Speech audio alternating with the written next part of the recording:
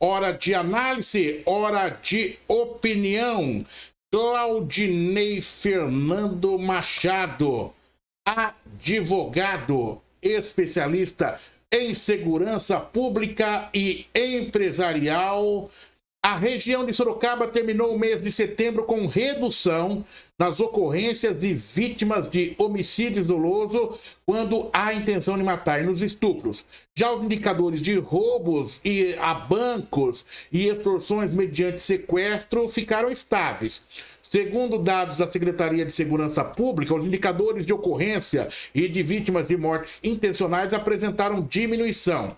O total de casos passou de 15 para 13 na comparação mensal e alcançou a terceira menor marca da série histórica, iniciada em 2001. Já a quantidade de vítimas de homicídio doloso passou de 15 ocorrências registradas em 2020 para 14 em setembro deste ano. Assim, a taxa dos últimos 12 meses, de outubro de 2020 a setembro de 2021, caíram 5,48 ocorrências e 5,90 vítimas de mortes intencionais para cada grupo de 100 mil habitantes. A tendência de queda se estendeu para o índice de estupro. Foram 102 boletins registrados com essa natureza em setembro deste ano e 113 em igual período de 2020. Ainda na análise mensal, um caso com uma vítima de roubo seguido de morte foi contabilizado. No mesmo período do ano passado, os indicadores foram zerados. E aí, nessa primeira leitura que coloco aqui desses crimes de redução e tudo mais, qual é a análise que se faz? Bom, Oliveira, a questão que a gente tem que ter em foco é que isso é fruto de duas situações muito interessantes. Primeiro o primeiro item que impacta nas estatísticas é a atuação da polícia, tanto civil como militar, no sentido de uma se fazer mais presente nas ruas, fazendo o patrulhamento preventivo ostensivo, que é a competência da Polícia Militar, e a Polícia Civil, em que pese aí a estar aí tremendamente capenga pela absoluta incompetência do governante que ocupa lá o trono do Palácio dos Bandeirantes, tem aí se mostrado extremamente dedicada no sentido de vir aí esclarecendo aí os crimes que a princípio sejam de autorias desconhecidas, né? Então, são esses dois itens de atuação das nossas polícias já impactam de forma absolutamente contundente nessas estatísticas, fazendo com que aquele crime de ocasião, que é o criminoso que sai à caça na rua aí das suas vítimas, que muitas vezes cometem erros de segurança muito, muito básicos, né? Como, por exemplo, o cidadão recebe uma visita em sua casa e ou para entrar ou para sair, fica perdendo muito tempo parado na frente da casa ali, nas despedidas ou nos cumprimentos, né? Errado. Completamente errado. Em termos de segurança, recebeu uma visita, entra rapidamente, fecha o portão, torna o ambiente seguro. Na hora de ir embora, já se despede dentro da casa, que é um ambiente seguro, e na hora que abrir o portão, é assim, abre, sai, fecha e torna o ambiente seguro novamente. Lembrem-se, né, que até os castelos da Europa, para evitar invasões, eles tinham aquelas pontes elevadiças que eram abertas somente e unicamente pelo tempo necessário para entrar ou sair do castelo. A casa de uma família é o seu castelo e assim deve ser tratada. Então, eu acho que nós temos aí itens colaborando para essas estatísticas estarem diminuindo, né, os crimes violentos, né? E nunca é demais dizer, Oliveira, que tem um item que fez com que um crime absolutamente zerasse. Exato. Nós tivemos aqui em Sorocaba, eu acho que o último evento foi num restaurante ali da Washington Luiz, onde, numa oportunidade, os marginais invadiram aquele estabelecimento para praticar um crime de roubo na modalidade de arrastão, né? Entra lá armados e subjuga todo mundo, porque tem a ideia, tem a certeza, por conta das políticas desastradas, ideológicas do governo falecido, de que não ia encontrar ninguém ali que pudesse se autodefender. Então, esse crime cresceu muito dentro dessa política absolutamente descabida que foi o desarmamento, né? E hoje nós atravessamos exatamente o inverso. Nós atravessamos um momento onde o direito de autodefesa do cidadão ele é assegurado, né? O governo atual cumpre a lei, né? O cidadão que é interessado em se autodefender mediante o uso de uma arma de fogo, o governo atual assegura que, cumpridas as exigências da lei, não existe nenhum viés ideológico. Cumpriu a exigência da lei, a pessoa tem acesso a esse tipo ao armamento. Então, hoje, o marginal, porque o marginal ele não teme a lei, ele não teme a polícia, ele não teme a cadeia. Pelo menos a cadeia para ele ou é um período de descanso, né, um período de férias, onde ele não vai precisar, aspas, trabalhar. Ele simplesmente está lá no spa, onde ele come, bebe e dorme, tudo às custas do contribuinte, né? Porque não é às custas do Estado. O Estado não tem dinheiro próprio. O dinheiro que é usado para pagar ali as despesas do Estado é dinheiro construído com os esforços do contribuinte.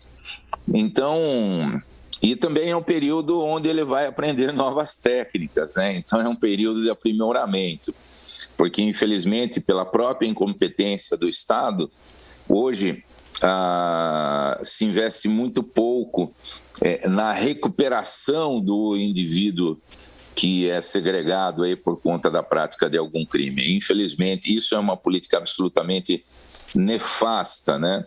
Nós devíamos investir exatamente nisso, na recuperação do indivíduo que responde a um processo criminal. Mormente aqueles que cometem seu primeiro delito, né?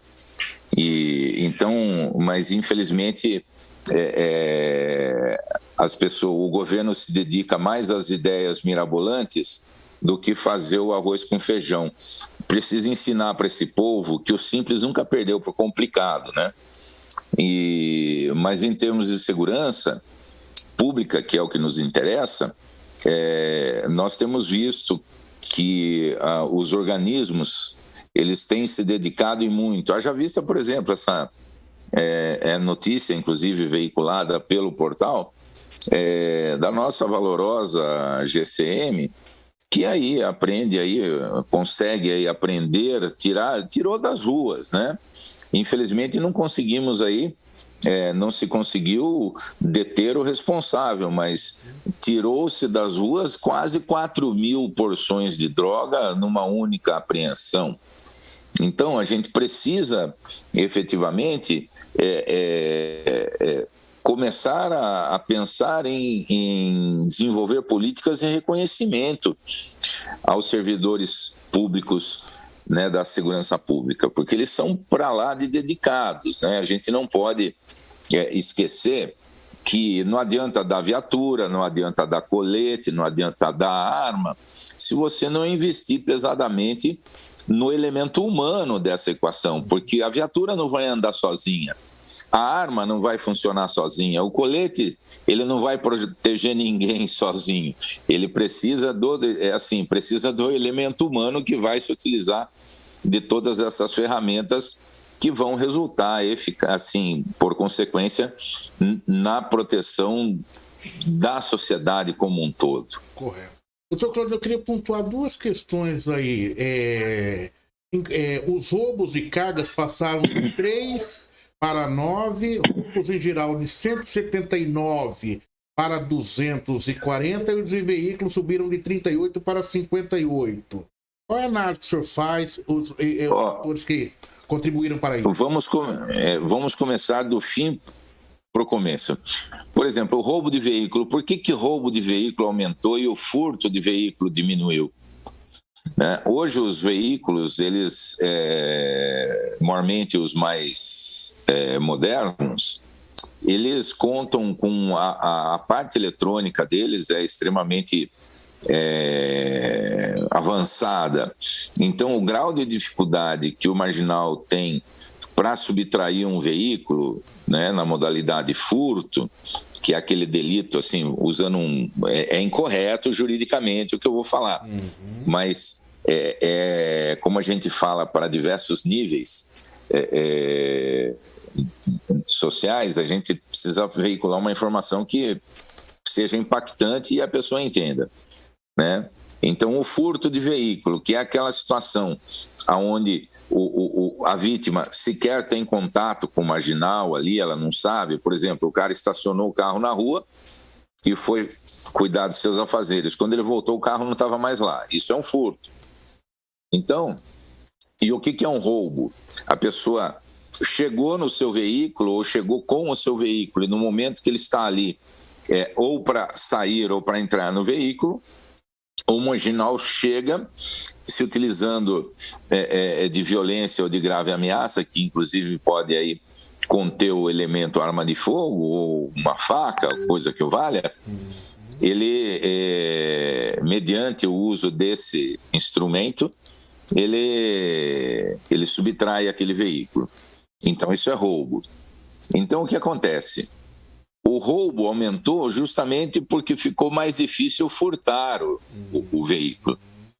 Então, e a gente, diante dessas situações onde a polícia cada vez se vê mais acuada para exercer o seu trabalho, porque daqui a pouco a polícia, são tantas as manifestações aí dantescas aí do nosso Supremo Tribunal Federal, que daqui a pouco, para a polícia agir, ela só vai poder agir em flagrante delito, né? O policiamento preventivo vai estar absolutamente proibido, como já é em algumas situações aí, como, por exemplo,